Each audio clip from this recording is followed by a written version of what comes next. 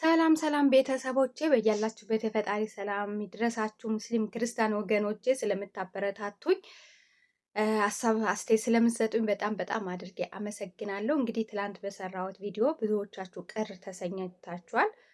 ቅሬታው ምንድን ነው? ፍቅርን ለምንድን ነው የምትሰድቢያት? እኔ እየሰደብኳት አይደለም፣ እውነቱን እየነገርኳት ነው። የሰው ልጅ ደግሞ እውነቱ ከተናገረ ስድብ ነው ማለት የለባችሁም እንዴ? የፍቅር ደጋፊዎች ማለት ነው። የፍቅር ደጋፊዎች ፍቅር ስትሳሳት ተሳስተሻል ብላችሁ መምከር አለባችሁ እንደ እህትነት። እናንተ እሷ ገደሉ ስትገባ እናንተም ተያይዛችሁ ገደል ውስጥ መግባት የለባችሁም። የሰው ልጅ ስህተቱ ካልነገራችሁት ስህተት መስራቱ አያቆምም። ገብቷችኋል? እሷ አሁን በምን አንግል ነው ጀግና የሚያስብላት? እኔ በጣም እኮ ነው የሚገርመኝ።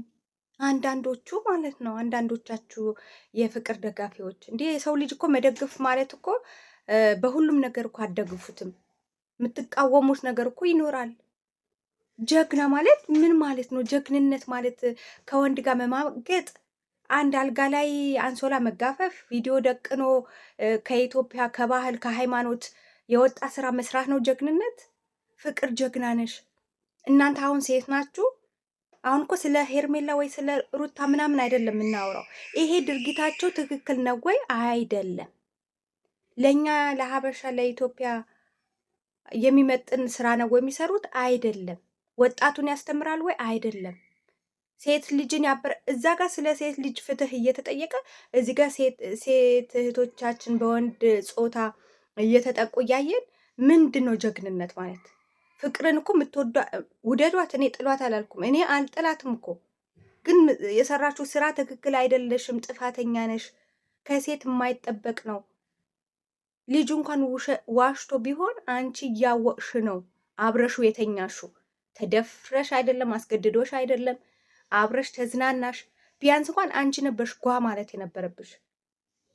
እንዴት በወንድ ልጅ ጭን ተገኘው፣ እንዴት አልጋ ውስጥ ተገኘው ብለሽ ማሰብ የነበረብሽ አንቺ ነሽ። ገና አብርሃም ላይ እየየ ማለት አንቺ እኮ በቃ ለምን ደስተኛ አልሆነም? ለምን ልጁን ጥሎ አልመጣም? ለምን?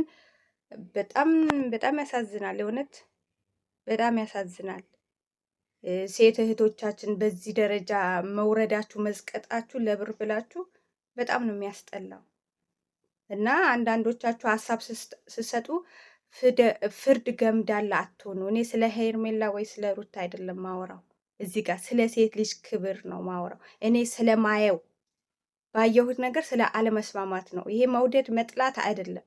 ፍቅር እኮ እኛ ደግፈናታል እኮ። ከእሷ በላይ የተደገፈ ሰው የለም፣ የተወደደ ሰውም የለም። አሁን ደግሞ በጣም የሚያስቀይም ስራ፣ ከባህል ከሃይማኖት ያፈነገጠ ስራ ነው የሰራችው። ስለዚህ ልንቃወማት ይገባል። ምንም ሀሳብ አስተያየት አያስፈልግም። እሷን ተይ ትክክል አይደለሽም ለማለት ማለት ነው።